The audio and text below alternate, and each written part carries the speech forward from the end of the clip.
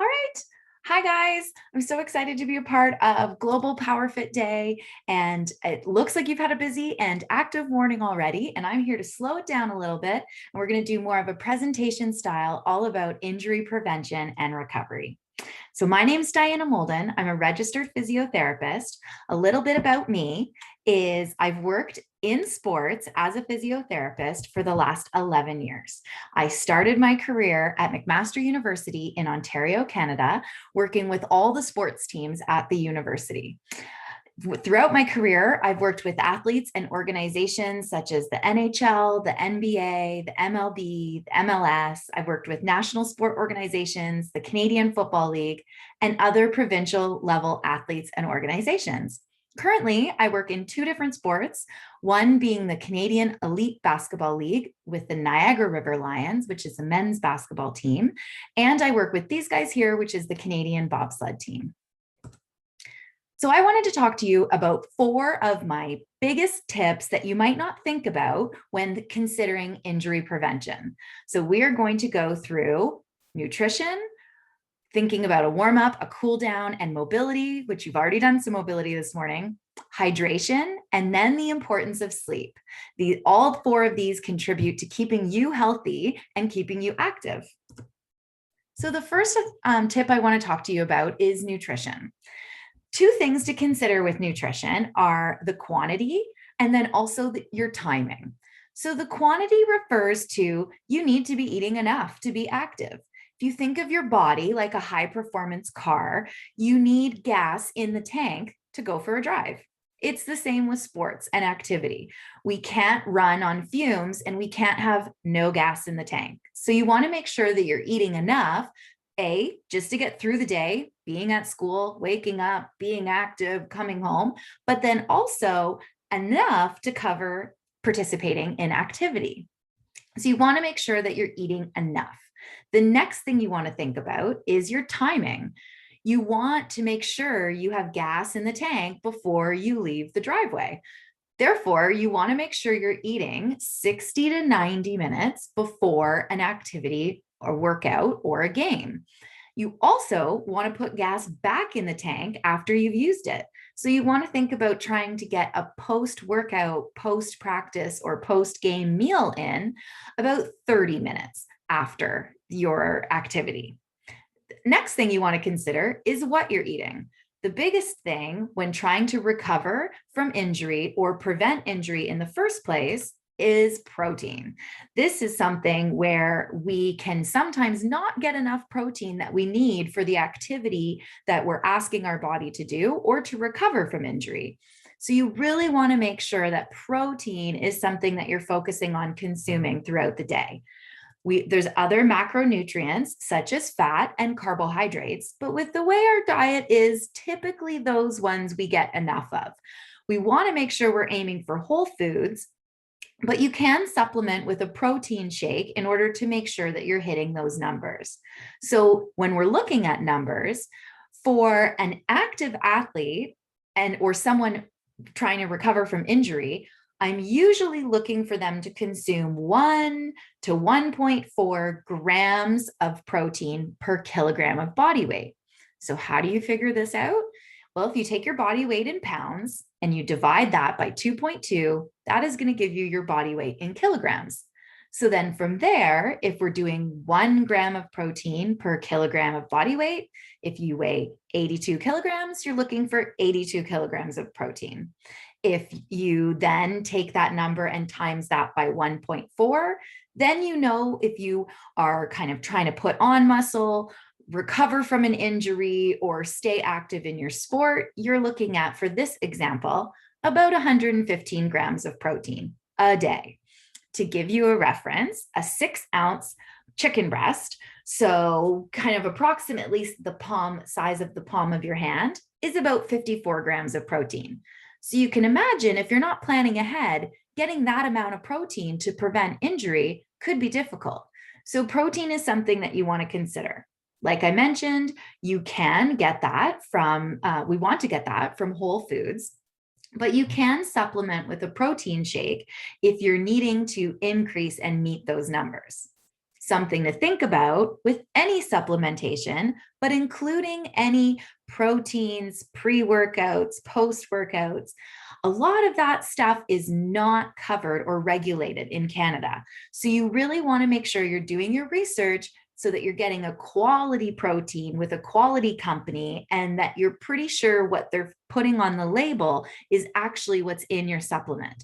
So that's something that's really important that I educate all my athletes on is there's nothing regulating and guaranteeing in Canada that what is in the container is what they have listed on the label. So you really want to do your research into companies to make sure you're getting a quality source of protein, which is why I typically recommend a whole food source.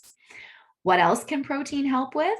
Well, that muscle pain you feel after activity or after a good workout.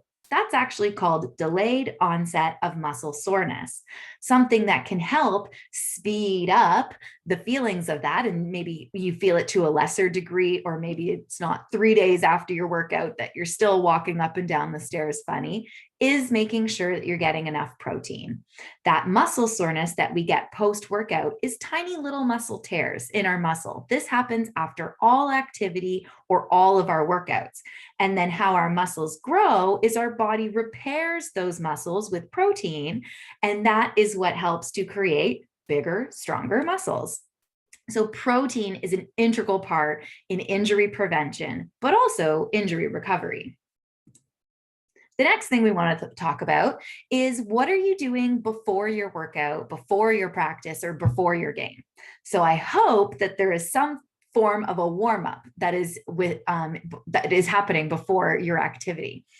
So things to include in your warm-up is something that just elevates the heart rate. So it's not unusual to see teams start their warm-up with just jogging around the field or jogging around the court, half court and back in basketball or full court, just something to get the heart rate up. Next, you want to include what we call speed, agility, and quickness movements. So those are some of your faster paced movements that involve various ranges of motion, changes in directions, or accelerations and decelerations. These want to be geared towards what you're going to have to do with the sport and in the game. Next, we want to do some dynamic stretches. So those are going to be kind of your walking lunges, your heel to pelvis, anything that kind of combines stretching with movement so that we're always keeping moving. And then next, something called neural prep.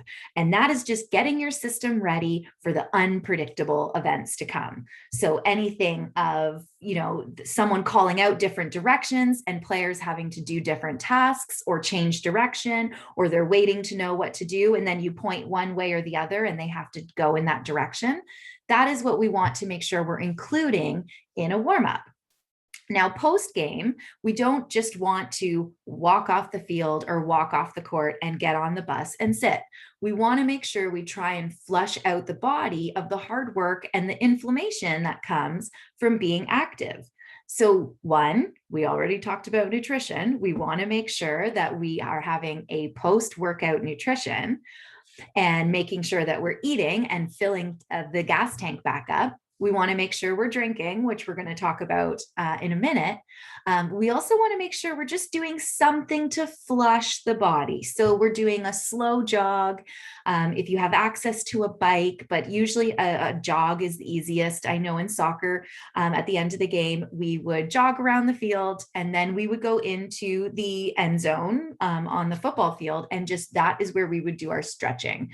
So either a few partner stretches, just to the major muscle groups, making sure that we're getting a good stretch in as we're cooling down and lowering the heart rate post-activity. And then the last thing that we want to be doing in between games and activity is mobility. And you guys have already had a mobility session this morning, which is great. And so those are the types of things that you want to make sure that you're continuing to do in between your practices, your workouts, and your games. So when you're not having a workout or a practice, making sure you're doing dedicated mobility time. This can be using lacrosse ball releases. This can be foam rolling.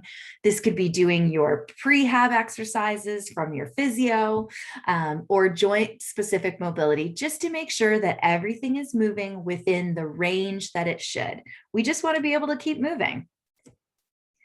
So next, we want to talk about hydration. Hydration is important on so many levels, and dehydration can actually lead to things that sometimes we don't think about. Hydration is important to move the inflammation out of the body and bring nutrition to areas of the body that needs it.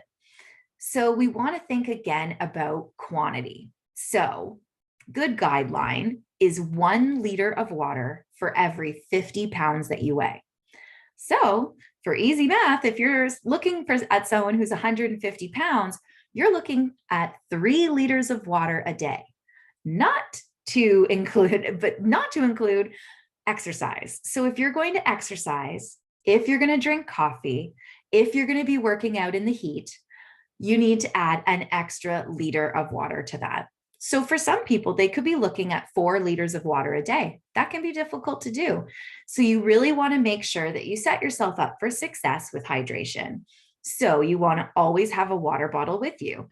I know for myself, I carry a big jug with me because I can't fill up a water bottle throughout my day. I just forget, or I get busy and I don't get the chance to fill it up. So if I have a jug that holds 4 liters of water, it's a lot easier for me to drink that amount in the day because I have a visual of where I'm at, and it's all the water I need to consume with me at all times. So a big bottle definitely helps. The other thing you want to think about is we don't just sweat out water. If you've ever tasted your own sweat, it's salty. So there are a lot of electrolytes in there that we're also sweating out, and we want to make sure that we're putting those minerals back into our body. That can be done with brands we've all heard of: Gatorade, Powerade, any other electrical drinks. But oftentimes those drinks can have a lot of sugar in them. Not a bad thing when we're trying to consume hydration after activity, but we definitely don't want to be having 3 to 4 Gatorades during or after a workout. We want to try to limit the number that we're having. So you can get electrolyte tabs or powders that have less sugar and are just more straight electrolytes that you can be adding into your water. And then you can be consuming that during and after activity. I know when I travel with bobsled and we're in Europe, they've got great little electrolyte tabs, and I just drop it in all their water bottles while we're at the ice house. And that's an easy way for them to replenish their electrolytes while they're working out. And then I put them in their water bottles again after dinner so that they're consuming electrolytes throughout the day. So quantity, you're probably looking at 2 to 4 liters of water a day. And then also quality. Make sure it's all just not straight water. We want to make sure that we have some electrolytes in there to counter what we're sweating out. So things that athletes don't realize is the effects of dehydration are not just thirst. Oftentimes when we're thirsty, we're already dehydrated. So you want to make sure that you're not getting to that thirsty point, but there's also some other effects of dehydration that we're sometimes not aware about. Things like headaches, fatigue, being tired, mental fog, no focus, difficulty concentrating, muscle cramping, and a decrease in performance. They say even a 2% dehydration can lead to a 10% negative effect on performance. So drinking water has a lot of benefits to sport. The next thing we want to talk about is sleep. So you want to make sure that you're getting enough sleep. So we want to aim for about 8 hours of sleep a night. So that can be difficult to do. And again, as you'll notice with all these tips, something that might require a little bit of planning.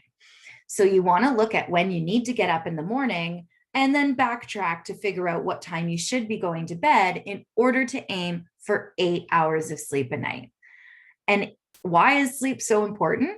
That's when our body has a chance to repair itself. So if you're dealing with an injury, this is when you're going to start to heal. Very important when you're trying to get back to playing sports. Other things that sleep contributes to. So we have better muscle repair. We have better focus, reaction time, and accuracy. There was a really interesting study done in the NCAA with men's basketball, and they looked at athletes who they forced them to sleep 4 to 6 hours a night. And then they took other group of athletes and they had them sleep 8 to 10 hours a night. And they looked at 3-point percentage, field goal percentage, and would that be different if they were sleeping 2 different amounts of time? And the guys that slept 8 to 10 hours a night had a 9% increase in the accuracy of their 3-point percentage and their field goal percentage. That's a lot and can be a lot of points to the team. So they showed, and the only thing that they changed with these two groups was the amount of time they were sleeping. So sleep can help you have better focus, better reaction time, and better accuracy in your sport. Also, you're not getting tired as quick. So sleeping prevents that fatigue you can feel and that exhaustion that you can feel on the court or on the field. Speed decreased. So if you want to be fast, you got to sleep. There are other studies done looking at 30-meter sprint times, again, with groups that they put in a sleep deprived state where they were sleeping 4 to 6 hours a night, or a sleep balanced state where they were sleeping 8 to 10 hours a night.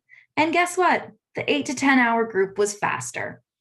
Also very important in most sports. You want to be fast, you want to be accurate, you want to be focused, and you want to have quick reaction time. And then the one that we're talking about today, increased risk of illness and injury. Your body is stressed when it can't recover from the day that it had. You can all think of a tough game that you've had playing sports and how tired you are after. Well, if then you have to go home and you stay up late watching television, talking to friends, maybe doing a little gaming, and you don't get the sleep that you need, that can be stressful for your body. We might not feel that stress, but that stress might present itself in injury or illness in sports. All very important things. So the next thing, in order to get the good quality of sleep, because it's not just how much we're sleeping, but we want to make sure that we're getting that deep quality sleep. So the best way to set yourself up for that is to have a good nighttime routine. You can't force yourself into deep sleep. That's something that our body does on its own. But if we've prepped and created a routine for sleep, we'll set us up for the best chance to get that sleep. So no devices for 2 hours before bed. I would challenge you all to do this because we all love to be on our phones and mindlessly scroll. But we know the effects of the blue light from our phones, and that tells our brain that we have to still stay awake and doesn't set us up for getting ready to go to sleep. Also, you might not think it, but watching those videos actually stimulates our brain and keeps it buzzing, which makes it more difficult to come down from that. And if we need 8 hours, we want to start thinking about shutting those devices off, television, iPad, phones, 2 hours before you want to be asleep. Good time to pull out a book and read. We also want to try to aim for the same sleep time and the same wake time. This can be challenging on the weekends when we all want to do that sleep in, and you have about a 2-hour window on either end. But you want to try to create that pattern because our body doesn't know what day of the week it is. So it just knows routine. So if you can try to keep the same routine, the better the body will adapt to sleep. You also want to think about a cool, dark room. Tom Brady says the best temperature to sleep at is 18 degrees Celsius. So you want to have that cool room. You want to make sure it's nice and dark so that you can try and get those 8 hours of good quality sleep. So the best way to improve as an athlete is to stay healthy. And as you can see, the 4 tips that I talk to athletes about in terms of staying healthy is usually happening from the inside out. You want to think about what's going into your body. We know we want protein. We know we need carbohydrates and fat, but it would be best if they were coming from fruits and vegetables, whole grains, and then whole quality protein. You can supplement with protein shakes. Just make sure you're looking at the quality of the protein you're consuming and the source from where it's coming from. And then you want to think about drinking. You want to get that amount of water in and don't let your body be dehydrated. And think about adding electrolytes to your body. So you want to think about what you're putting in to get the best performance on the field or on the court. You also want to think about sleep. And then you want to think about movement. What is the movement that you're doing outside of the sport? You had a great mobility session earlier today, and that is so important in keeping the joints moving and injury prevention and making sure that everything's moving the way it should be for the sport. Also had a great strength training session. That is also important. There was a recent study that came out that said strength training prevented injury by 69% in the group that was participating in it versus the group that wasn't. So make sure that you're doing a good, sound strength training program from a professional, making sure that you're thinking about form and technique, but don't forget your strength training in between your practices and your games. So when you think about it, it's a full-time job to be a recreational athlete, let alone a professional athlete. You need to think about what you're eating. You need to think about what you're drinking. You need to think about how long you're sleeping. You need to be moving in between your sports and your workouts. You need to be strength training to train for your sports and your workouts. And make sure that if an injury does happen, that you're adding rest into the routine. We know sleep is when our body repairs itself. So we want to make sure that we're allowing the body to rest when we have an injury. And then that will give it the time that it needs to heal. And then seeing a physiotherapist doesn't hurt as well. And that might help speed the process up in addition.